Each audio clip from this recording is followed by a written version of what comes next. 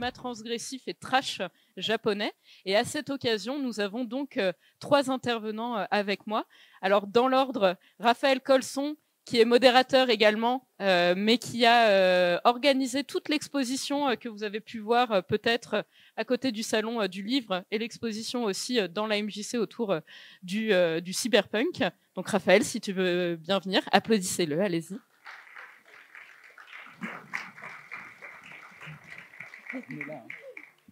Donc il est là derrière sa chaise. Nous avons aussi avec nous ce soir Johan Orzulik, rédacteur pour la chaîne YouTube Le Ciné Club de Monsieur Bobine de Julien Pavageau et rédacteur pour Furiosa. Applaudissez.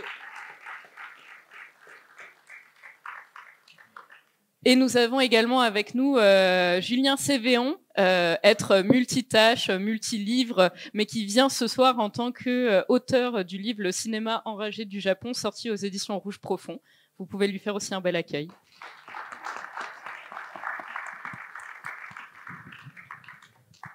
Alors pour recontextualiser rapidement le cadre de l'échange, comme on a une soirée avec 2 films juste après qui seront respectivement présentés par Julien puis par Johan, on va devoir être très bon dans le timing. Donc on va avoir 45 minutes d'échange, puis un quart d'heure de questions-réponses avec vous. Ah oui, c'est à moi. Alors, petit rappel, alors, je l'ai déjà fait sur les différentes tables rondes, mais donc nous fêtons notre 10e édition au sein des Intergalactiques. Cette année, donc, la thématique, c'est nos futurs, mais pas dans l'aspect post-apo, mais dans l'aspect plutôt rock-punk. Disons pas ce futur qu'on ne souhaiterait.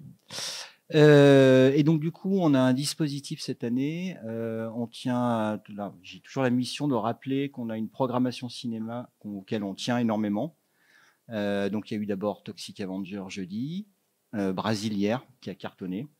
Ce soir, donc, on a les 2 films Tetsuo et Redline. Lundi, on aura la double projection au Zola, 2 films japonais aussi. Et on finira le week-end prochain avec Vidéodrome le samedi et Rollerball le dimanche. Et donc, on souhaite vraiment mettre en avant cette programmation.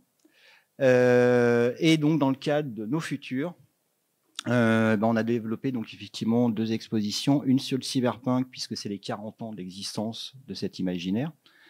Et il y a une exposition interdite aux moins de 16 ans, qui se situe donc effectivement à côté du Salon du Livre et qui traite de rapport de la science-fiction comme objet de provocation. Donc c'est la dimension transgressive, subversive, provocatrice au sein de l'imaginaire SF, puisque les Intergalactiques, c'est un festival de science-fiction. Mais ce soir, on en a discuté, on souhaite plutôt élargir. C'est-à-dire que l'idée, c'est pas de rester focalisé uniquement sur la science-fiction, mais d'essayer d'aborder et d'essayer de vous présenter un panorama de pourquoi le cinéma extrême japonais, pourquoi un petit peu, on va dire, ses origines, ou du moins nos intervenants pourront évoquer quels sont les points importants, et puis comprendre aussi, on va dire, les tenants socio-culturels qui font que pourquoi on donne cette étiquette d'extrême au sein du cinéma japonais et peut-être pas sur un autre cinéma. Donc voilà. Donc, je laisse mes invités. Vous souhaitez peut-être une question précise ou l'idée, ce serait de simplement de partir. Quelle période charnière vous situez, par exemple, ce qu'on peut considérer comme étant du cinéma extrême au sein du Japon? Ou alors, si vous préférez, peut-être définir ce qu'on entend par extrême dans ce type de cinéma. Alors, je dirais le cinéma extrême, terme un petit peu vaste, mais il commence vraiment à se développer avec le cinéma d'après-guerre, même s'il y a des exemples déjà à l'époque du cinéma muet, où on a des œuvres qui sont vraiment très étonnantes par rapport à ce qui se fait par rapport au reste de la cinématographie mondiale. Mais après-guerre, bon, ça fait peut-être un petit peu bateau de dire ça, il y a quand même un événement clé, c'est évidemment les bombardements d'Hiroshima et de Nagasaki, qui marque profondément le Japon, qui marque les générations qui ont vécu la guerre, qui vont grandir après, et qui vont amener à développer une image du futur. Comme là, on parle effectivement des questions de nos futurs. Cette idée de nos futurs, elle se développe très tôt au Japon, beaucoup plus tôt qu'en Occident. Même si ici, avec les romans d'Huxley, il y a quand même toute une branche de la science-fiction en Occident qui est pas forcément très optimiste. Les Japonais, du fait de l'éradication complète de deux villes, hein, quelque chose qu'ils ont vécu, qui est dans leur chair, dans leur sang, et ils vont avoir un rapport avec la mort, avec l'annihilation qui est totalement unique au monde. Les Américains se rendent compte qu'eux peuvent le faire, ce qui va donner une image de surpuissance aux États-Unis, où on va développer de plus en plus le super-héros, les super-structures, les super-vaisseaux spatiaux capables de tout détruire. Au Japon, ça va être autre chose. Il va avoir plutôt l'autre côté de la pièce. C'est que oui, vous avez peut-être les super vaisseaux spatiaux, les super robots géants, mais ce que ça signifie, c'est surtout qu'ils ont la possibilité de détruire absolument tout sur place. Et je pense que c'est quelque chose qui, même si ça peut paraître un petit peu bateau, ce qui est quand même essentiel pour comprendre un petit peu comment toute cette vague de cinéma extrême s'est développée après-guerre. En fait, sur la question du cinéma extrême, c'est vrai que encore une fois, c'est des lieux communs, mais c'est impossible de ne pas parler à la fois du kaiju Ega, avec notamment Ishiro Honda, Godzilla, et puis surtout des œuvres un peu moins connues qu'il va faire, notamment dans le fantastique et la science-fiction, d'autant qu'Ishiro Honda, c'est un cas un peu à part, puisque c'est un mec, c'est un cinéaste, pardon, qui en fait à la base a été en Mandchourie, si je dis pas de bêtises. Il travaillait il a été très marqué en fait, puisqu'il était, je crois, nettoyeur, si je dis pas de bêtises, enfin homme de ménage en fait dans ce qu'on appelait les maisons closes, plus ou moins, qui étaient détenues en fait par les soldats japonais, où il y avait ce qu'on appelait des filles de réconfort. Et en fait, c'était quelqu'un qui a été très marqué en fait par ça, au point que ça a forgé ses convictions pacifistes. Il raconte même qu'il a essayé 2-3 fois de se révolter contre ses supérieurs, mais que la violence a fait que. Et il raconte en fait cette anecdote qui est marquante, c'est qu'au retour de la guerre, il rentre par Hiroshima. Et il raconte justement qu'il a été extrêmement marqué par la ville dévastée. Et en fait, donc on parle beaucoup de Kaiju Ega, notamment donc de films de monstres géants pour évoquer cette problématique, mais Honda va faire justement des œuvres qui abordent la notion d'atome et de radiation de manière sur les deux versants en fait. C'est-à-dire le versant négatif, notamment il y a un film très, très, très génial qui s'appelle Matango, qui est un survival, qui est un peu l'ancêtre de tous les survival horrifiques modernes, style The Thing, Alien, etc. Et en fait, ça raconte l'histoire en fait de naufragés qui mangent en fait des champignons et se transforment en monstres champignons. Sauf que ces monstres champignons, on devine très facilement qu'ils ont en fait l'allure d'irradier de l'atome en fait. Et à cela, donc, il y a aussi un autre phénomène qui va apparaître en plus de la science-fiction, c'est l'apparition de ce qu'on a appelé les cinéastes francs-tireurs, notamment Kon Ishikawa, notamment sur des films comme Feu dans la plaine, qui lui va plutôt s'attarder sur la manière dont on représentait la guerre. C'est Jean-Pierre Dionier qui en parle très, très justement, c'est-à-dire qu'ils avaient une notion de la mort qui était ritualisée très comme un honneur, et que lorsqu'ils étaient au front, ils avaient vu que la mort n'avait rien de glamour et était, c'est les termes qu'il emploie, dégueulasse en fait. Et c'est quelque chose qui va nourrir en fait leur rapport à la violence. Ça, plus le fait qu'il y a eu la difficile reconstruction du Japon de l'après-guerre, qui est d'ailleurs très présent dans une œuvre majeure qui est, alors pas au cinéma, mais en bande dessinée, en manga, qui est Gen d'Hiroshima, que je vous recommande vivement de lire si vous avez l'occasion, puisque c'est littéralement le récit d'un survivant d'Hiroshima, et ça raconte à la fois le bombardement atomique et la reconstruction. Donc en fait, vous avez une parfaite synthèse des différentes thématiques qui ont émergé du Japon de l'après-guerre, y compris dans son rapport à la violence en fait. Et à partir de là, en fait, il va y avoir la question aussi de l'occupation américaine qui va justement, donc il y a ça, l'occupation américaine, le rapport à la violence qui change. Et en fait, ça va culminer en fait durant toutes les années 60-70, puisqu'en plus de ça, vous allez avoir les manifestations étudiantes, Vous allez avoir notamment un événement majeur qui va beaucoup traumatiser le peuple, c'est le suicide de Yukio Mishima.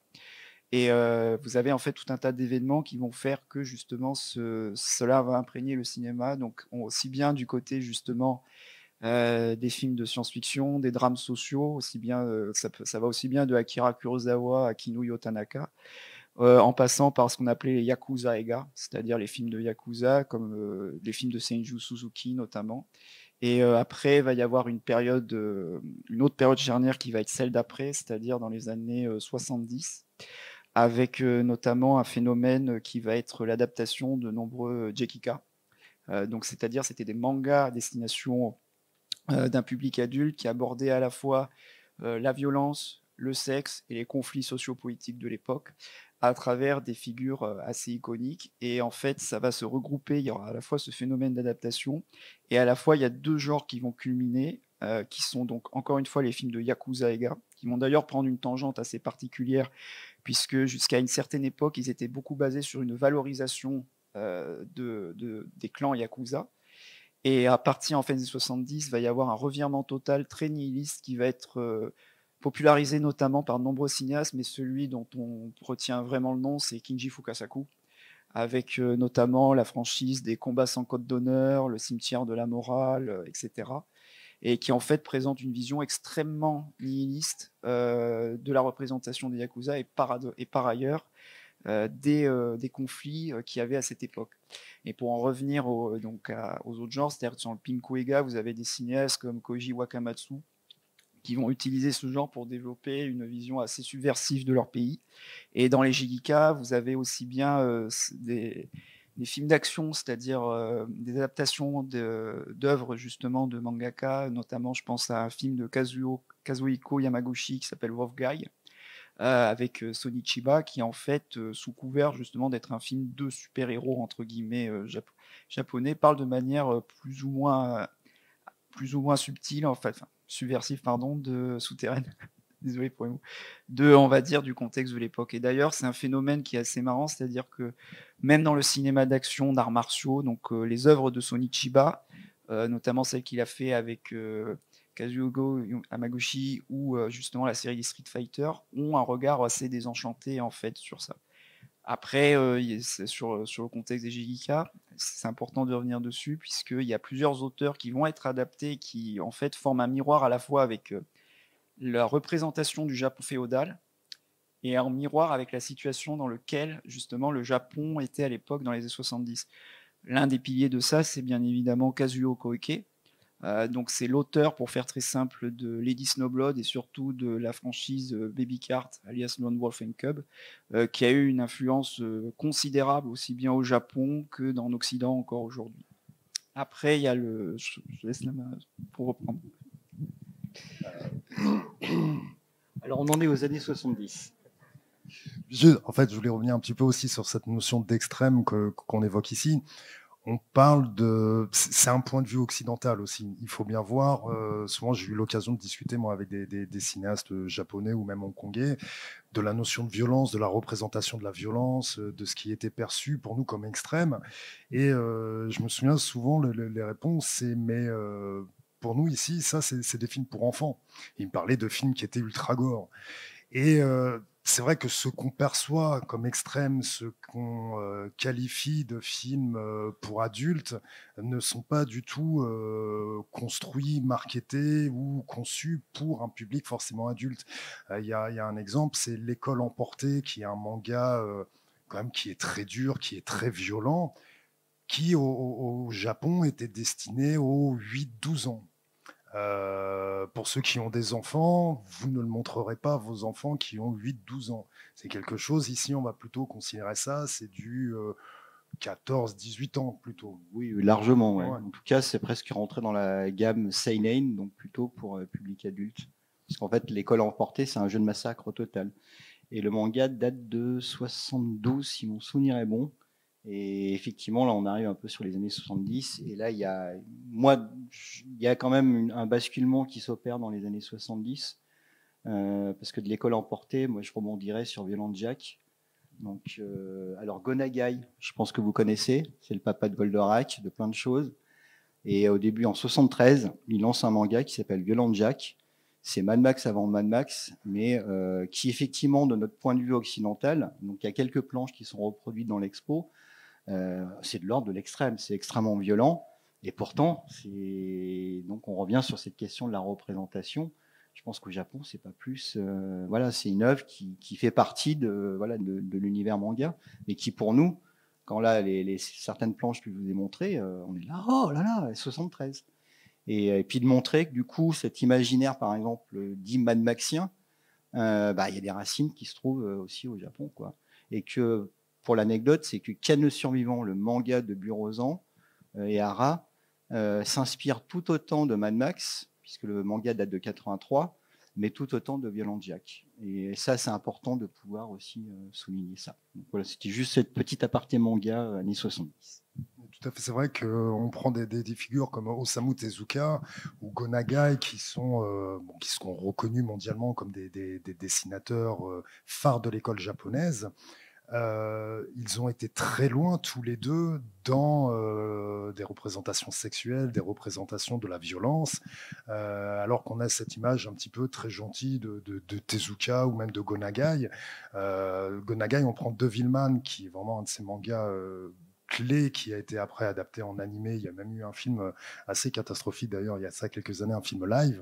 Le manga, au bout de, je sais plus, 50 pages, il y a une orgie, carrément. Et c'est quelque chose qui était destiné à des gamins de 7-8 ans, quoi. Pour nous, c'est totalement inimaginable. On voit voilà, le héros qui se retrouve comme ça au milieu d'une orgie et qui sent effectivement ses pulsions un petit peu démoniaques sortir. Enfin, il y a toute cette confrontation aussi qui est très intéressante, qui revient régulièrement dans des séries comme Kamen Rider, où il y a cette perte d'humanité qui est quelque chose aussi, je pense qu'il faut à nouveau lier au bombardement d'Hiroshima et de Nagasaki, où il y a eu quand même une totale négation de l'humanité du peuple japonais. Les Américains n'auraient jamais fait ça en Allemagne, parce qu'il y avait malgré tout un héritage européen en Allemagne, même si les nazis ont fait ce qu'ils ont fait et tout ça, il n'était pas imaginable de bombarder l'Allemagne. Par contre, les Japonais, ils étaient pas tout à fait humains de la même manière qu'étaient les Allemands. Ils étaient quand même très étrangers, machin. Donc il y a eu cette négation de leur humanité de la part des Occidentaux pendant un moment, qui s'est retrouvée après, je pense, de manière très forte dans des mangas, dans des séries animées. Et c'est un thème qui est essentiel à Kamen Rider, c'est un thème qui est essentiel aussi, même dans Goldorak, c'est quelque chose qui revient aussi régulièrement. Dans Devilman, c'est au cœur de tout le sujet.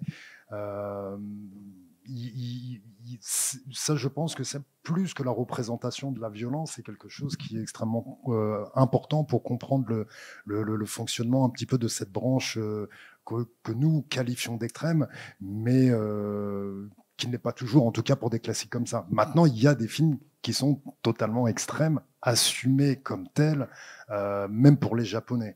L'école Sushi Typhoon, qui s'est développée il y a quelques années, qui a un double discours, en fait, qui a été fait par un groupe d'adeptes du cinéma d'horreur, mais qui ont capté que le public occidental était très sensible, en fait, à certaines représentations gore qui, pour les Japonais, étaient relativement communes, et eux ont décidé de le pousser un petit peu plus loin pour le vendre en Occident.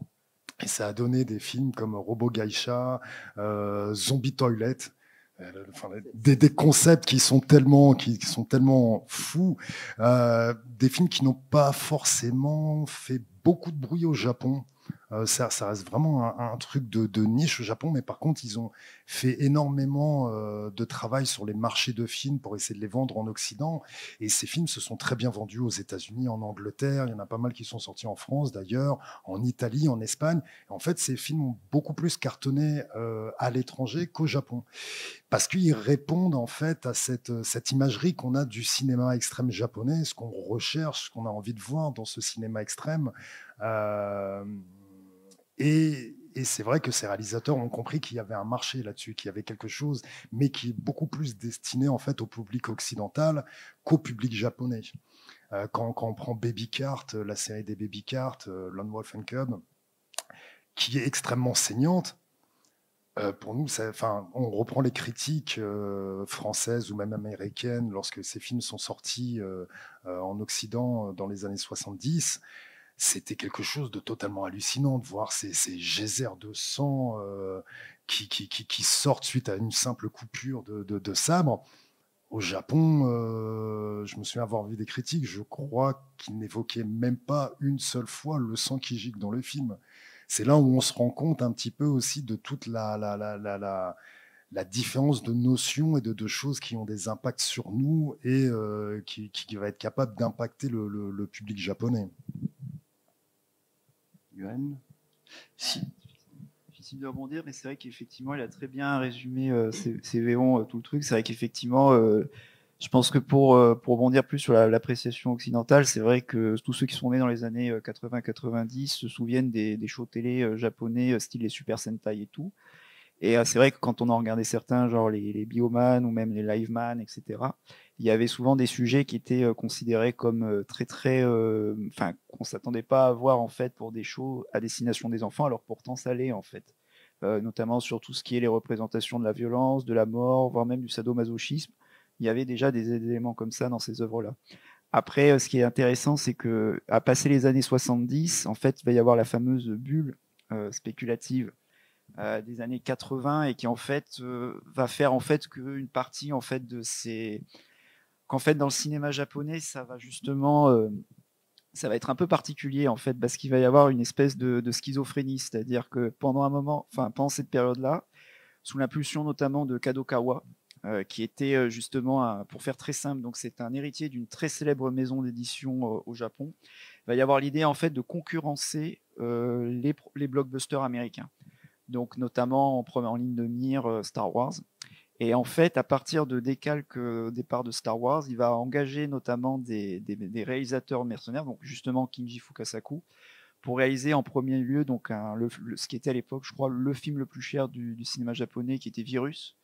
Donc un film assez nihiliste en plus dans sa conception de la fin du monde, du moins aussi nihiliste que pouvait l'être Fin du monde Nostradamus 2000 de Toshio Matsuda, qui était sorti quelques temps auparavant, qui est un film quasiment impossible à voir puisqu'il est officiellement censuré par rapport justement à un dernier acte dans lequel justement il y avait une représentation des enfants survivants à la Troisième Guerre mondiale qui sont présentés comme des mutants se battant pour les restes de l'humanité. On peut le trouver, hein, le film.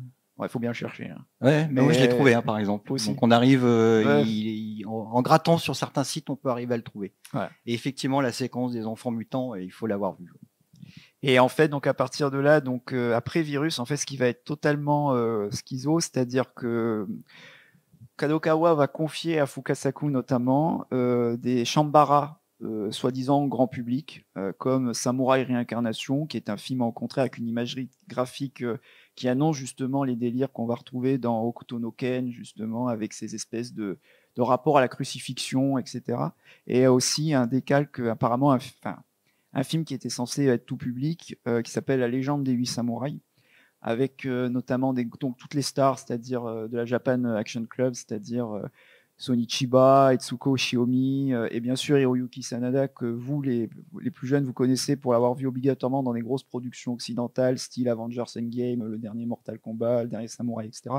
Alors qu'en fait, au Japon, c'est un acteur qui justement a tourné avec tous les plus grands et qui était un ancien disciple de Sony Chiba, en fait, depuis l'enfance. Et en fait, ce qui est assez marrant, c'est que c'est un film tout public, pour vous dire, qui est censé être la réponse une des réponses japonaises à Star Wars, qui se déroule dans le Japon qui est tiré d'une légende et qui en plus se déroule dans le Japon féodal, mais où vous avez des sous-entendus incestueux que vous n'aurez jamais dans un blockbuster de la même époque.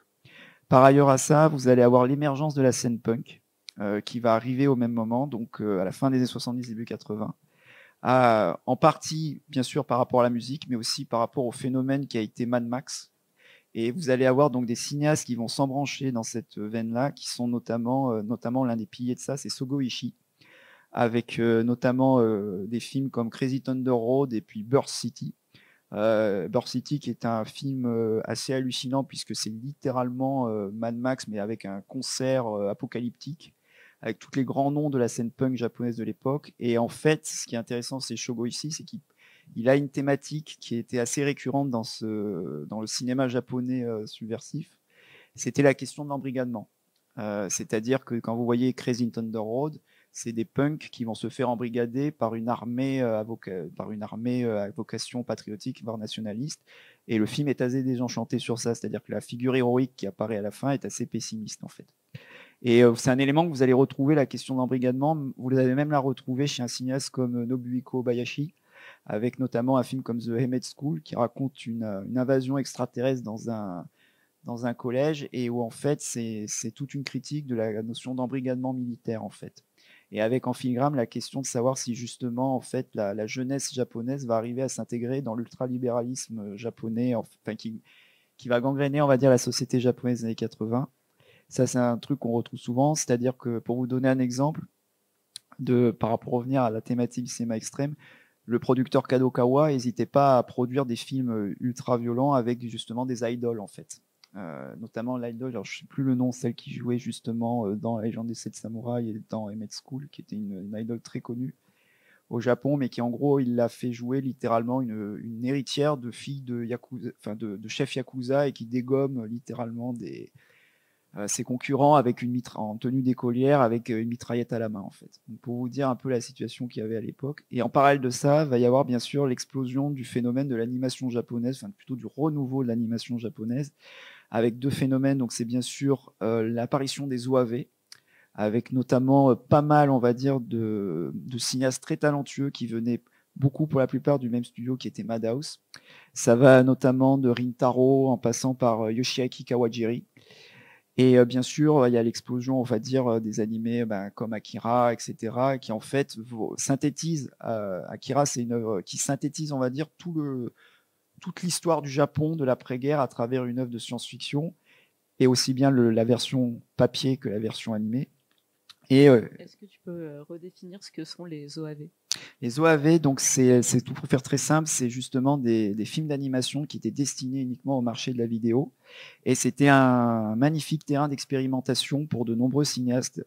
C'est-à-dire que vous pouviez avoir littéralement des brouillons, hein, on pourrait appeler ça comme ça, c'est-à-dire des œuvres qui duraient à peine 40 minutes, mais où les gens pouvaient expérimenter. Il y a même comme je disais, il y a de très grands cinéastes qui sont nés de ça.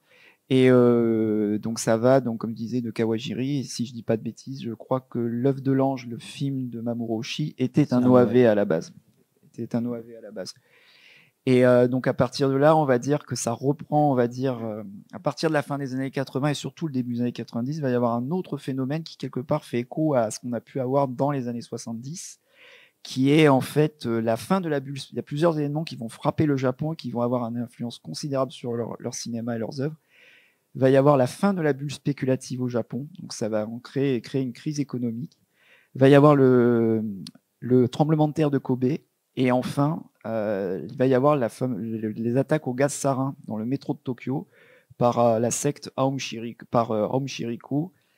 Et en gros, donc ce sont trois événements qui vont avoir une importance capitale, on va dire, dans le cinéma et même la pop culture japonaise de l'époque. Il y a des films qui parlent, il y a deux films a priori très différents, mais qui résument très bien ça. Mais on pourrait en citer d'autres. Je pense notamment à Gonin de Takashi Ishii.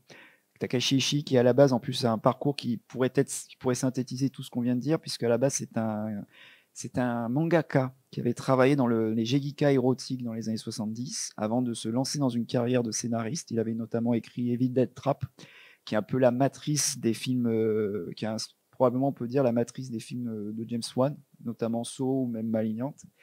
Et justement, il va par la suite se lancer dans la réalisation de films érotiques. Et en fait, un jour, l'acteur-producteur d'un de ses films lui dit: est-ce que tu voudrais écrire une histoire centrée autour d'un groupe d'hommes? Et il écrit donc Gonin, qui raconte en fait un casse qui va mal se passer, avec notamment Takeshi Kitano dans le rôle d'un tueur qui est chargé d'éliminer les membres du cast. C'est un film très, très, très étonnant, vraiment exceptionnel, notamment parce qu'il est question de la crise, puisque tous les personnages du film ont perdu quelque chose, notamment vis-à-vis de la situation dans laquelle était le Japon à l'époque. Et enfin, donc, il y a un film qui s'appelle Cure, de Kiyoshi Kurosawa, qui en fait parle justement d'un tueur à distance, un tueur en série qui commet ses meurtres à distance. et au fait qu'on pourrait voir, c'est pas que le seul degré de lecture, mais qu'on pourrait voir justement comme une allégorie de ce qui s'était passé donc avec les attentats du gaz sarin à Tokyo, et en sachant qu'il y avait un cinéaste qui, bien avant les attentats de Tokyo, mais avait fait un film qui préfigurait cette démarche-là, donc vis-à-vis de Cure, c'est toujours Sogo Ishii, avec Angel Dust, qui est un film beaucoup plus calme que les films des années fin des années 70, début 80 qu'il a fait, mais qui est un peu le pendant féminin, on va dire, de Cure avant l'heure. Alors, on va revenir un peu en arrière, parce que quand tu évoquais la question du film et du manga Akira, ça va permettre de remettre un coup de projecteur sur, moi, ce que je pense, un des éléments, justement, de ce qu'on qualifie de cinéma extrême, c'est le body horror dans la culture japonaise.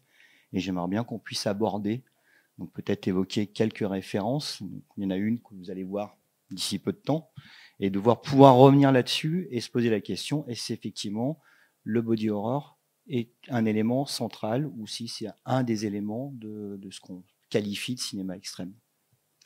Alors, ce qu'on appelle body horror, en fait, c'est toutes ces transformations corporelles qu'on retrouve régulièrement dans l'animation japonaise. Dans Akira, effectivement, c'est quelque chose de central au film, en particulier dans la dernière partie du film, dans le manga aussi, évidemment. Là, je reviens, c'est pas que je fais une fixation dessus, mais c'est vrai qu'on est obligé de revenir à nouveau les bombardements d'Hiroshima et de Nagasaki, où il y a ces photos, alors qui vont être interdites durant un moment, mais il y a plusieurs photographes, notamment japonais, qui vont travailler sur ce thème des survivants de Nagasaki et d'Hiroshima qui ont été transformés physiquement, qui ont subi les radiations, les brûlures, donc leurs corps ont été modifiés. Toutes ces personnes sont devenues des parias après-guerre. On n'en parle pas, enfin, c'est un tabou, c'est la représentation vivante de la défaite japonaise, donc on les met plutôt de côté, on les aime pas trop. Et surtout, on n'en parle pas au cinéma, on les montre pas, mais plusieurs photographes japonais vont faire le cœur de leur travail. Ils vont avoir des difficultés pour faire les expositions. Je me souviens, il y en a une en tout cas qui va être rapidement interdite, mais il va y avoir des livres quand même qui vont être publiés, qui vont à la limite avoir plus d'impact en Occident à nouveau qu'au Japon, parce que le sujet est très difficile. Mais pour moi, la matrice, c'est ça. C'est le corps modifié tout d'un coup.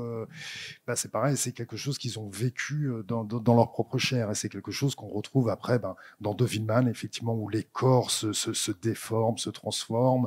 Dans Kamen Rider aussi, où il y a cette histoire de mutation pour devenir des espèces de surhommes. Mais Ultraman aussi, quelque part, c'est ça aussi. Où on change d'identité, on n'est plus tout à fait le même, on devient quelque chose d'autre.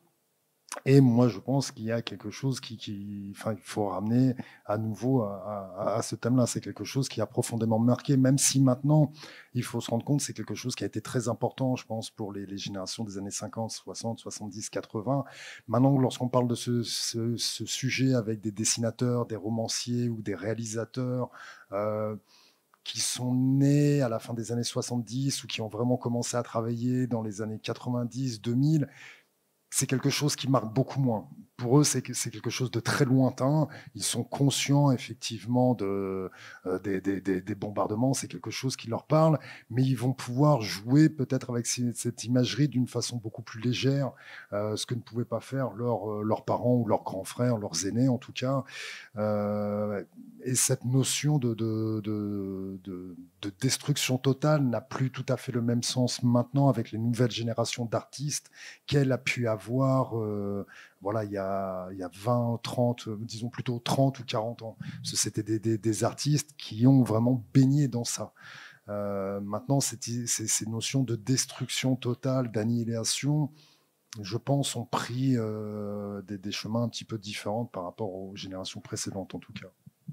Et du coup, tu penses que le phénomène body horror, qui par exemple très présent dans les années 80, on parlera donc du film Tetsuo, mais il y a aussi les premiers films cyberpunk comme Ruby Lover, où il y a vraiment cette association de l'inorganique et l'organique. Est-ce que c'est juste un phénomène ou c'est quelque chose qui perdure à travers la culture pop japonaise aujourd'hui?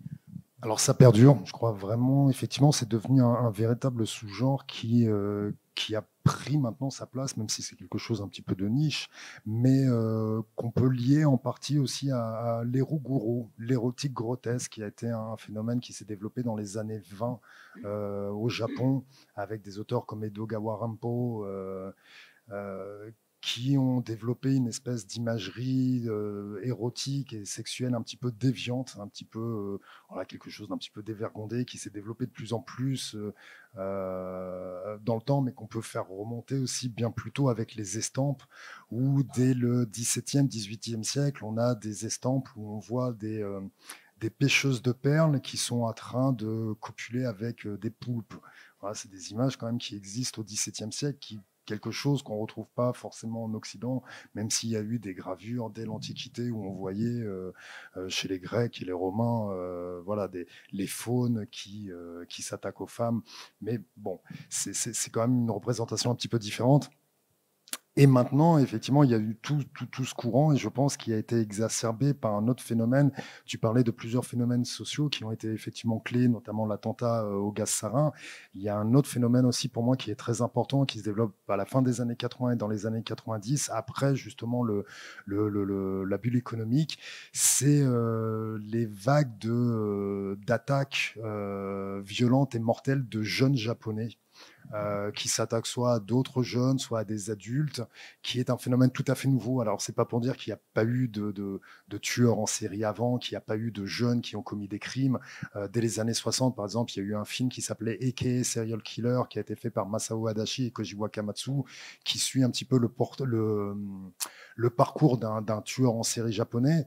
Néanmoins, le phénomène qui éclate à la fin des années 80 est quelque chose de totalement novateur. C'est d'ailleurs qu'on va se retrouver, il y a une histoire clé en 88, si je me souviens bien, d'un jeune otaku. Alors otaku, à l'époque, c'était pas du tout... maintenant, tout le monde se dit otaku, ouais, c'est super, je suis otaku. En 88, au Japon, on se disait pas otaku, c'était une insulte à un otaku, c'était pas un terme de gloire, hein, on se vantait pas d'être ça. Et surtout, suite à cette affaire où il y a un otaku de 14 ans qui a tué 3 gamines de 8 et 9 ans, elle les a décapitées. Enfin bon, je vous épargne les détails, ça a été un énorme choc pour la nation. Tout d'un coup, le Japon se réveillait en disant mais on ne reconnaît plus notre jeunesse. Et ce genre de phénomène va faire qu'augmenter au fil des années. On va avoir de plus en plus d'affaires, d'attaques d'adolescents qui ont tué leurs parents. C'est quelque chose qui est récurrent. Des attaques d'adolescents qui tuent leurs profs aussi. Quelque chose qui était totalement inimaginable 30 ans plus tôt. Et je pense que ça a énormément contribué à développer aussi tout le cinéma extrême japonais, notamment la série des All Night Long, des Guinea Pigs, ça qu'il faut vraiment remettre. J'aimerais bien qu'il y ait un tout petit focus sur les Guinea Pigs, parce que c'est quand même, je trouve, enfin, là encore personnellement, un des pics, un des éléments les plus importants de ce qu'on qualifie de cinéma extrême japonais, quoi. Mais bon, ce que tu dis, finalement, c'est la faute des mangas. Si on parle de l'écran emporté qui était vu par des enfants de 8-10 ans dans les années 70, c'est ça en fait. On est bien là. Sont-ils responsables? Alors, ça va être tout le discours, mais qu'on a eu aussi en Occident une époque. Dans les années 80, on disait aux États-Unis, c'était ces Donjons et Dragons, le fameux jeu de rôle, qui était responsable de certaines tueries en masse. Bon. Là, après, chacun fera sa propre analyse. Je pense pas que lire un manga, jouer à des jeux de rôle, voir des films va transformer quelqu'un en tueur en série ou en meurtrier de masse. Je pense qu'il y a ça qu'on a déjà en soi ou qu'on n'a pas. Maintenant, c'est vrai qu'après cette fameuse histoire de 88, où il y a cet adolescent qui était un otaku qui a tué ses gamines, tout le phénomène otaku, les animés, les mangas ont été pointés du doigt soudainement, alors que jusqu'à présent, ça ne posait aucun problème. Et là, on s'est dit, oui, cet otaku, il avait une collection, je crois que c'était plus de 12 000 VHS, des milliers de mangas, tous plutôt tendance extrême, effectivement. Et là, tout d'un coup, le Japon se réveille et fait « Ah, mais attendez, il y a peut-être un problème avec ce qu'on a créé. » En fait, le problème ne venait pas de là. Le problème et ailleurs, comme toujours dans toutes ces histoires-là, on a toujours tendance à pointer du doigt les éléments les plus simples, la culture populaire, justement. Mais lorsqu'on voit ce qui est capable de créer la culture populaire japonaise, notamment en termes de pornographie, et avec des choses qui sont extrêmement choquantes, qui même pour les adeptes, on va dire, de choses un petit peu extrêmes ne passent pas du tout. Par exemple, les mangas pédophiles, là-bas, c'est quelque chose d'extrêmement récurrent qu'on peut trouver dans des supermarchés. Plus maintenant, mais je me souviens, il y a quand même il y a une vingtaine d'années, on trouvait les mangas pédophiles dans le supermarché du coin. Vous alliez au Monoprix, vous aviez des mangas pédophiles, je ne sais pas si vous vous rendez compte. Mais c'était normal. Est-ce qu'il y a plus de pédophiles pour autant au Japon ? A priori, non. Et il semblerait même que les agressions sexuelles soient moins nombreuses au Japon. Alors bien sûr, il faut remettre tout ça en perspective avec le fait que les victimes de crimes sexuels parlent moins au Japon de ce genre d'affaires, encore moins qu'en Occident. Donc on a peut-être des chiffres qui sont un peu biaisés. Mais néanmoins, il semblerait pas, malgré le développement de mangas extrêmes, de films extrêmes, qu'il y ait plus de violence, plus d'agressions sexuelles, plus de meurtres commis qu'ailleurs. Il nous reste... Parce que là, j'essaie d'être rigoureux.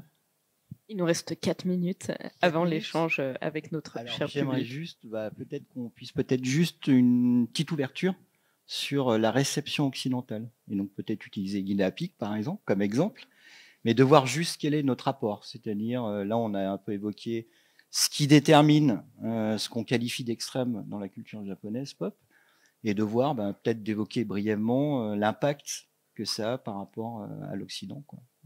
Et donc peut-être Guinea Pig, on ne sait jamais. Alors, Guinea Pig, c'était une série de films destinés, enfin au début ça a été un seul film, destiné au marché vidéo, donc qui permet effectivement une expression beaucoup plus libre, beaucoup plus décomplexée. Et le premier Guinea Pig, c'est très simple, c'est pendant 45 minutes, si je me souviens bien, un gars qui est en train de couper une femme en rondelles. Et c'est extrêmement choquant parce que c'est extrêmement bien fait. Tellement bien fait qu'à l'époque, Sean Penn va tomber, le fameux acteur américain, va tomber sur une copie du film. Il va prévenir le FBI, qui va mener toute une enquête sur ce film-là, qui va effectivement tourner en eau de boudin parce qu'ils vont se rendre compte que non, personne n'a été tué. Ils ont retrouvé l'actrice. Le gars qui est coupé en morceaux, c'est un mangaka qui était extrêmement célèbre. Mais le film est extrêmement choquant et c'est vrai que la première fois qu'on se retrouve confronté à ce genre de produit, on se dit mais quel genre de taré paye pour voir ça ? Et honnêtement, c'est vrai que c'est extrêmement déstabilisant. Maintenant, c'est vrai qu'on est inondé par ce genre d'images. Vous tapez, j'imagine, sur YouTube, tuerie de masse, vous allez voir plein de trucs. Remettez ça à la fin des années 80, au début des années 90, on n'avait jamais vu ça. La première fois qu'on a vu Guinea Pig, c'était un choc incroyable. Sacré choc. Ouais, mais toujours maintenant, je pense que c'est quelque chose qui fonctionne toujours très très bien parce que les effets spéciaux sont incroyablement bien faits et qu'on a vraiment l'impression d'assister au massacre ordonné d'une jeune fille. Et c'est vrai que ça pose énormément de questions parce qu'il y a eu plein d'autres films qui ont suivi. Il y a toute une série de films où on voit des jeunes filles se faire harakiri en poussant des râles de jouissance. C'est des films aussi, première fois que j'ai vu ça, mais on hésite un petit peu entre l'hilarité et le choc complet parce qu'on ne comprend pas. En faire un, à la limite, pourquoi pas. Il y en a eu une quarantaine qui se vendent extrêmement cher. C'était des vidéos, pour remettre ça aux chiffres actuels en euros, c'était quelque chose qui valait dans les 200 € à peu près. Donc c'était pas abordable. C'était un public très demandeur, très connaisseur dans son genre. Qui regarde ça ? Qui va payer pour voir ça ? Mais il y a un marché, c'est ça qui est complètement fou. Et si on pousse dans l'extrême, là je vais juste parler très rapidement de mon bouquin sur le cinéma enragé au Japon. En fait, mon dernier chapitre devait être parler de toute cette dernière période et je me suis arrêté un moment parce que là je tombais vraiment dans des eaux pour moi qui me mettaient extrêmement mal à l'aise. Je suis tombé sur des films, pourtant j'ai l'habitude, mais où j'étais là, je me dis je peux pas en parler tout simplement parce que je veux pas donner de liste possible de recherche à quelques possibles, excusez-moi le terme, de sick fuck, voilà, des tarés qui vont se dire attends mais ça j'ai envie de le voir, ça j'ai envie de le voir, ça j'ai envie de le voir. Les films me mettaient vraiment mal à l'aise. Et il y a notamment toute une branche de la pornographie. Et j'ai un ami qui a travaillé là-dedans, qui m'a raconté un petit peu les arrières, qui est tellement extrême qui est à base je sais pas si on est kids friendly ou pas trop là. Bon, enfin, qui va tellement loin, ça n'existe pas en Occident. On n'a pas d'équivalent. Ni la mafia à Hollywood aux États-Unis, personne n'a développé de trucs comme ça parce que on ne comprend pas ces notions-là. C'est à base de vomi, de choses tellement hallucinantes. Et ça va extrêmement loin. Il y a un public pour ce genre de production au Japon. Et mon ami qui travaille dans ce milieu-là, il y a une compagnie qui est spécialisée dans ce genre de film, qui organise une fois par an un espèce de petit cocktail party, voilà, pour les fans. Et il dit donc qu'il a eu l'occasion de rencontrer un petit peu les amateurs, qui sont juste des gens, tout ce qui est plus normaux, très gentils, ravis de rencontrer certaines actrices qui sont brutalisées, humiliées à des niveaux qui dépassent l'entendement. Il faut savoir notamment que certaines de ces actrices, il y a 2 cas que mon ami m'a raconté, qui se sont suicidées après des tournages quand même. Donc c'est pour vous dire le niveau, c'est quand même. Là, on parle de choses extrêmes, même pour le Japon, c'est quand même extrêmement. Ça va très très loin. Mais le public est un public relativement très propre sur eux, qui était très courtois, très gentil avec ses actrices. Il me dit, pour lui, il y avait un décalage. Il a travaillé dans ce milieu-là pendant 2 ans. Il en est sorti un petit peu marqué, on va dire, mais il dit il y a un tel décalage entre les gens qui produisent ces films, ceux qui le regardent et ce que lui est en train de filmer, c'est incompréhensible pour nous. Il y a des choses, là, il y a effectivement, je ne sais pas si c'est culturel, je ne sais pas si c'est juste des microcosmes ou pas, mais quand les Japonais vont loin dans les déviances, ils vont extrêmement loin, en tout cas. Bah, c'est une super ouverture pour laisser la parole au public. Si vous avez des remarques, des conseils peut-être d'œuvres de ce genre, nous sommes toutes oui, ou des questions, allez-y, n'hésitez pas. Je donnerai aucun titre, hein, je ne vais pas vous faire de listing, comptez pas sur moi. On va le torturer tout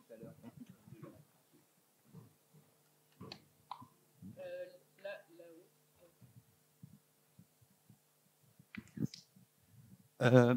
En fait, j'aurais voulu savoir, surtout par rapport à un certain film, c'est surtout Suicide Club, donc de ce notion, si je me rappelle bien. Est-ce que justement, est-ce que c'est par rapport aussi à une réponse aussi par rapport au début d'une vague de suicide qui était très importante et toujours très importante quand même au Japon, qui parle aussi dans ces extrêmes-là, qui peuvent aussi être très impactés? Alors, Suicide Club, il a plus que l'histoire du suicide en lui-même, c'est plus la notion de mode, du phénomène de mode, je pense, qui est important pour ce notion là-dedans. Il voulait montrer comment les phénomènes de mode, qui sont relativement brefs au Japon, mais sont extrêmement intenses, suivis de manière massive par une partie de la population pendant un court temps, ça disparaît, ça passe à autre chose. Et là, il avait utilisé un petit peu cette image extrême du suicide. Et c'est vrai qu'il y a eu un bref moment au Japon où la grande mode, c'était notamment les suicides collectifs, où les gens se rencontraient sur des chats sans se connaître et décidaient de se suicider ensemble en utilisant telle manière. Notamment, il y avait en utilisant du charbon dans des voitures ou en allant se pendre tous ensemble. Voilà. Il y a eu des micro-phénomènes comme ça de mode. Mais je pense que c'était plus la notion de mode et comment elle peut être vécue de manière extrêmement intense et de manière globale. C'est pas juste des micro-phénomènes. Je pense que c'était surtout ça qui pointait du doigt, en tout cas.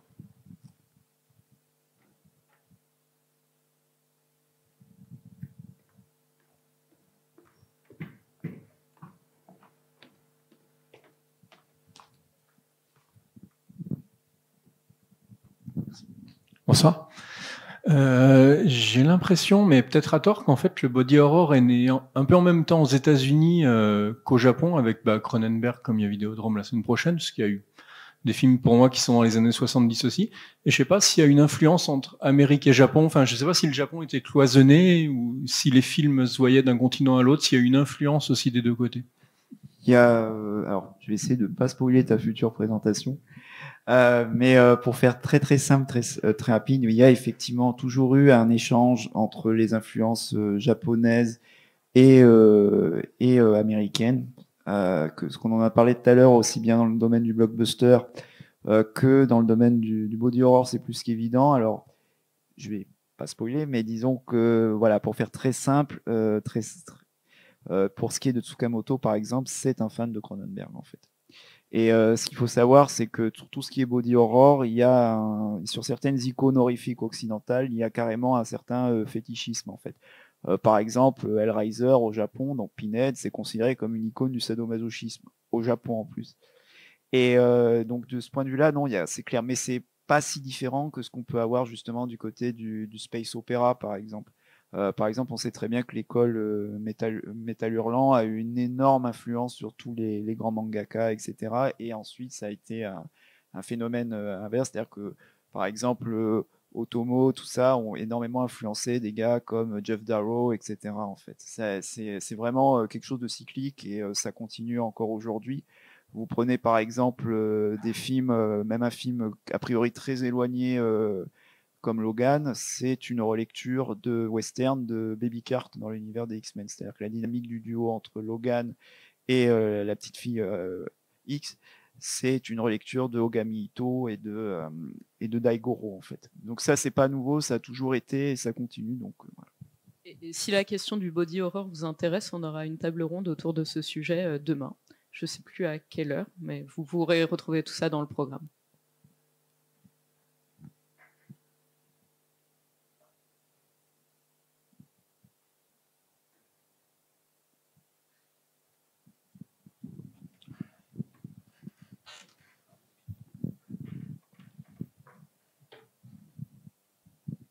Merci, bonsoir.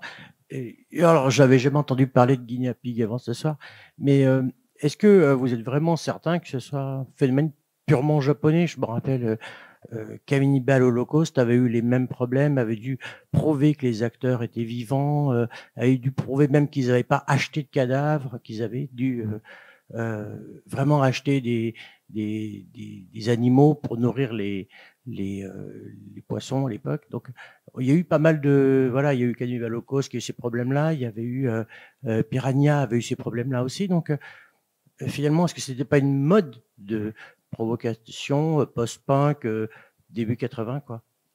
Alors, Cannibal Holocaust, ça s'est situé dans un autre contexte. C'est le contexte italien de la fin des années 70, avec les années de plomb, avec un cinéma horrifique extrême qui essaie de repousser toujours de plus en plus loin.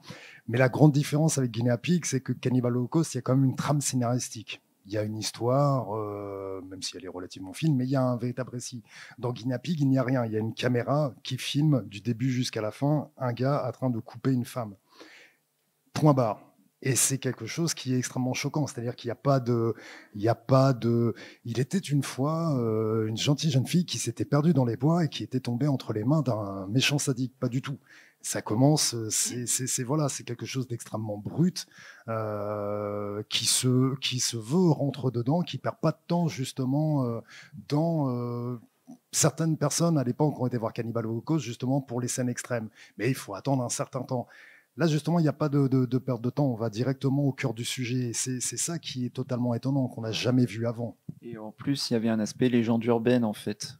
Puisque justement, vu que c'est juste un acte filmé, il y en a beaucoup qui pensaient que c'était justement un snuff movie. Et c'était l'optique justement du producteur de ces films-là, de les vendre comme des snuff movies pour faire parler d'eux, en fait. Et je crois que si je dis pas de bêtises, justement, dans le cas que tu as évoqué du tueur en série, il y avait justement un des Gunamping, en fait. Et ça avait provoqué la chute du producteur, en fait, si je dis pas de bêtises. Oui, tout à fait. Ça faisait partie des films qui ont été pointés du doigt, la série des Guinea Pigs, suite au meurtre, parce qu'il avait ça dans sa collection, quoi. Mais je pense pas que ces films l'ont poussé pour autant à faire ce qu'il a fait.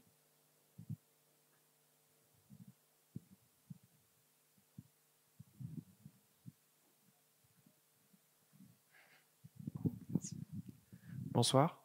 Je voulais revenir sur l'objectif de la violence, l'utilité de dépeindre la violence d'une façon aussi extrême.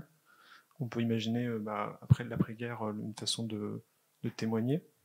Aujourd'hui, pour vous, c'est quoi pourquoi dépeindre la violence aussi extrême, de façon aussi extrême, en fait? Alors, Déjà, je reviendrai un petit peu avant parce que il faut pas uniquement représenter les Japonais comme des victimes de la Seconde Guerre mondiale. Ça, c'est quelque chose qui est très important. C'est eux qui ont mené une guerre quand même extrêmement barbare aux quatre coins de l'Asie. Le massacre de Nankin, par exemple, il faut savoir qu'il y avait un ambassadeur nazi qui était là-bas, qui a écrit à Adolf Hitler pour lui dire que ce que faisaient les Japonais était innommable et inadmissible. Un nazi qui écrit à Adolf Hitler pour dire qu'il y a des gens qui font pire qu'eux. Les Japonais ont été extrêmement loin dans l'ignominie et dans le barbarisme entre les années 30, entre ce qu'ils ont fait en Corée, en Chine, en Mandchourie, aux Philippines. Il y a quand même un passé historique qui est extrêmement dur. Il y a aussi toute une réalité historique, même si on reste juste au sein du Japon, une culture de la torture. Ils ont élevé la torture. Alors, c'est pas pour rentrer un petit peu dans cette image d'Épinal de sadisme, comme on a bien aimé développer à une certaine époque en Occident de sadisme, comment dire oui, voilà, quelque chose d'un petit peu. Non, il y a une culture de la torture. Les livres de torture, par exemple, se vendent très bien au Japon. Il y a tout un marché du livre de torture au Japon. Donc, il y a un goût pour la violence, je pense, qui est ancré dans la société japonaise depuis extrêmement longtemps. C'est pas un phénomène aussi qu'il faut juste lier après au bombardement d'Hiroshima et de Nagasaki. Ça, c'est un autre phénomène qui vient dessus. Il y a une véritable culture de la violence, une véritable culture de la mort aussi. Le Bushido, qui a été extrêmement mis en avant, notamment, est avant tout un culte de la mort. C'est apprendre à mourir. C'est pas apprendre à comment bien vivre sa vie de samouraï, c'est apprendre à mourir. C'est quelque chose, c'est une notion quand même extrêmement différente du chevalier qu'on a en Occident.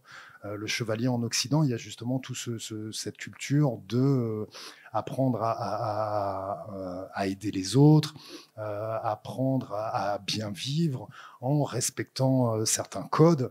Le Bushido, même s'il y a certaines notions comme le Bushi no Nazake qui signifie la tendresse du guerrier, qui se veut être la version positive du code du guerrier, c'est-à-dire hors période de guerre, le guerrier doit être tendre et doux envers les populations civiles. Le problème, c'est qu'en période de guerre, le guerrier n'est pas du tout tendre et doux avec les populations civiles. Il y a eu les révoltes paysannes, il y en a eu énormément au Japon. C'est un aspect aussi qu'on a tendance à oublier. On a toujours un petit peu cette image du Japon très lisse. Les révoltes paysannes au Moyen-Âge ont été réprimées d'une façon extrêmement violente. Donc, il y a tout ce phénomène, ce code du Bushido, cette image très militaire de la société japonaise qui est ancrée là depuis des siècles, qui fait que la violence n'a pas du tout aussi ce même impact qu'en Occident, et qui fait qu'effectivement des mangas qu'on peut considérer nous comme ultra-violents sont là-bas destinés à un public très jeune, quoi. Mais il faut remonter vraiment très très loin, et c'est quelque chose qui est ancré, je pense. Je dirais même que dans le manga, la représentation graphique de la violence est presque naturaliste. C'est un élément qui fait partie du récit. Et vous pouvez, par exemple, dans des mangas comme Gum, qui est quand même ouvert sur un large public et ado, il y a des scènes extrêmement violentes, mais parce qu'on est aussi dans une représentation graphique et qui renvoie à cette culture. Mais en fait, la violence, c'est un élément comme le reste. Alors que chez nous, en Occident, effectivement, par rapport à certaines œuvres, on a tendance à occulter la violence parce que, voilà, pour des raisons culturelles, sociales. Mais au Japon, c'est un élément. Et du coup, tu peux, dans des mangas, tomber sur des choses seinen ou shonen, non, plus jeune public, mais ils traitent de la même manière, en fait, la représentation de la violence, quoi. Et ça fait partie, en fait, de la trame, du récit. Et c'est vrai qu'en plus, les mangaka qui dessinent en noir et blanc, c'est très graphique et ça donne effectivement des images extrêmement percutantes. Eh ben, merci beaucoup pour cet échange. On va pouvoir continuer la soirée avec Julien qui va vous présenter Tetsuo. Et puis ensuite, Johan, que vous retrouverez sur Redline. Merci beaucoup. Il va même vous le commenter tout le long du film. Comme sur un DVD.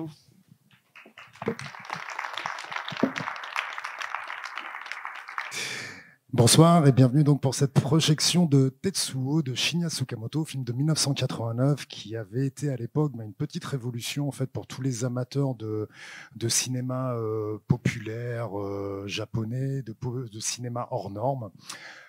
Shinya Tsukamoto, c'est un cinéaste qui va vraiment se faire connaître avec ce film. C'est quelqu'un qui est issu du théâtre, un théâtre aux limites de l'underground, notamment avec lequel il va travailler avec une dame qui s'appelle Kei Fujiwara, que vous allez voir dans le film, qui, elle, va vraiment continuer après de son côté dans un cinéma radical, underground. Elle refuse vraiment de rentrer dans les normes. Et en fait, lui, Shinya Tsukamoto, il n'a jamais véritablement désiré rester dans l'ombre. Il a, même si ses films ne sont pas du tout grand public, et vous allez le voir, ça, c'est pas du tout le film que vous allez regarder à la fin de l'année avec vos grands-parents, il a toujours souhaité un petit peu briller au soleil, entre guillemets, même s'il a un mode d'expression tout à fait personnel, même si ses films sont totalement uniques, il n'a jamais souhaité rester dans l'underground, entre guillemets. Donc quand il a été présenté un petit peu comme le fer de lance du cinéma cyberpunk underground japonais, c'était quelque chose qui était à double tranchant pour lui. Il s'est présenté déjà comme un cinéaste cyberpunk, en fait, c'était un truc commercial. C'est ce qu'il a raconté quelques temps plus tard. Il dit cyberpunk, il ne savait pas du tout ce que c'était, mais juste le terme commençait à s'être imposé au Japon et il voyait qu'il y avait une véritable vague d'intérêt pour ça. Il avait bouclé son film et il s'est dit, tiens, je vais dire que mon film est cyberpunk. Et effectivement, il a eu raison, ça a énormément contribué en fait à la renommée du film et il a été présenté comme le premier film cyberpunk japonais, ce qui n'est pas du tout en fait, parce que c'est pas du tout, c'est pas l'univers cyberpunk, c'est quelque chose d'extrêmement différent. Et quand on parlait tout à l'heure de body horror, vous allez voir ici justement cette fusion entre l'homme et cette fois-ci non pas des démons ou des animaux ou des fusions entre différents personnages, mais c'est de l'homme et le métal. Tetsuo, ça signifie homme de fer. C'est un prénom extrêmement commun au Japon. Et il va justement utiliser ce prénom extrêmement commun pour en faire une mise en scène, tout ce qu'il y a de plus radical. Il va tourner ça avec très très peu de moyens sur une longue période de temps en utilisant des techniques très différentes, notamment excusez-moi, là j'ai oublié le nom de la technique, où on filme en fait image par image, on regroupe tout, un petit peu un principe de dessin animé. Merci. Et ce qui donne un résultat qui va être après repris ici par Yann Kounen, notamment sur ses premiers courts-métrages. C'est un film qui a eu un énorme impact, qui va être distribué d'abord en Angleterre par Manga Vidéo, d'ailleurs. C'était un petit peu le même public en fait qui s'intéressait à la fin des années 80, au début des années 90, qui s'intéressait à l'animation japonaise, mais aussi au cinéma populaire japonais. Et il est arrivé plus tard en France, on l'a découvert bien plus tardivement, si je me souviens bien, c'était via Dionnet et puis sa collection des films. Et ça reste un film qui est toujours aujourd'hui, je pense, aussi marquant, aussi radical. Il en a fait deux suites, une suite plus grand public qu'il faut voir aussi, mais qui est extrêmement différente de celle-là. Et il est revenu il y a de ça quelques années sur un espèce de troisième chapitre qui était ouvertement destiné au marché européen, occidental, parce qu'il considérait que les Occidentaux avaient peut-être un petit peu du mal à comprendre Tetsuo, en tout cas qu'ils ne pouvaient pas toucher un grand public ni avec ce film-là, ni avec le second. Et il a fait un troisième film, Tetsuo The Bullet Man, qui est une catastrophe, parce qu'il l'a fait tout en anglais, avec des acteurs qui parlent très mal anglais, dont lui. Il a fait plusieurs montages, j'ai eu l'occasion de voir les différents montages qu'il avait fait. Donc le premier montage était totalement incompréhensible pour les anglophones.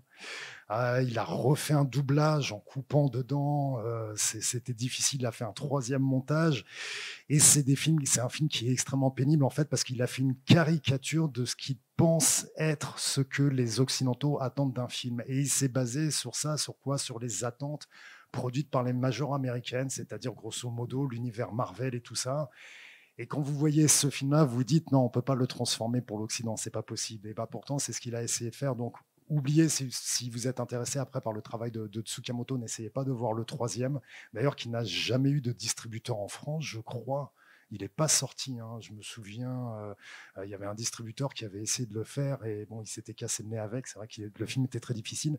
Par contre, regardez le 2 et le 2 témoigne vraiment des intentions de Tsukamoto qui essaie justement de sortir un petit peu de cette image d'underground qui va lui être collée dessus suite à ce film, parce qu'il a tout du film underground, du genre de film qu'on se dit on peut pas voir en salle, on le voit en vidéocassette, chez soi, ça tourne pas. Et donc dès le deuxième, il va essayer d'avoir un budget plus conséquent, une trame scénaristique beaucoup plus linéaire, avec voilà, un récit qu'on comprend véritablement, des dialogues qui sont très clairs. Ici, vous allez voir, c'est extrêmement chaotique.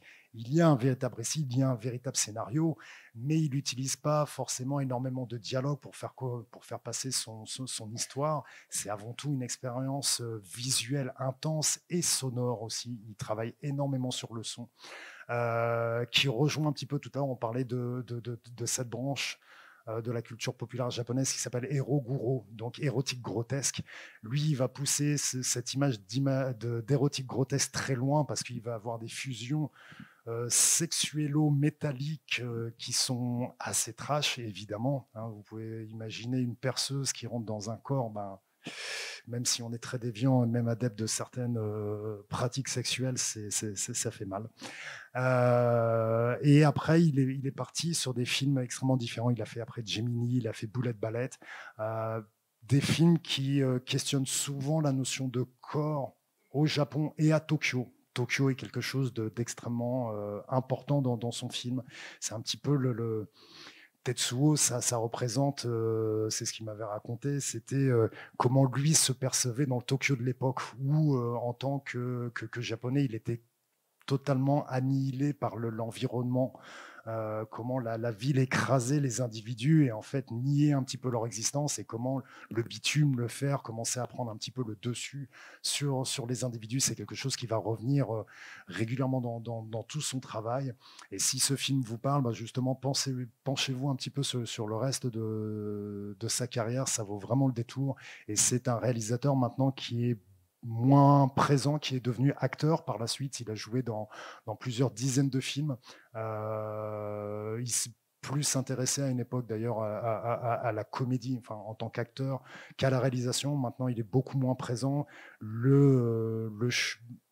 Hélas, le troisième Tetsuo, effectivement, pour lui, était un choc, le fait qu'il n'ait pas réussi à le faire passer en Occident, le fait qu'il ait été quelque part incompris, ça a été quelque chose d'assez difficile à accepter. Et voilà, même si on attend toujours de nouveaux films de sa part, je pense que le plus gros de sa carrière est peut-être hélas derrière lui. Et en tout cas, il laisse de très beaux films, dont ce Tetsuo que j'espère que vous allez bien apprécier. Bonne projection.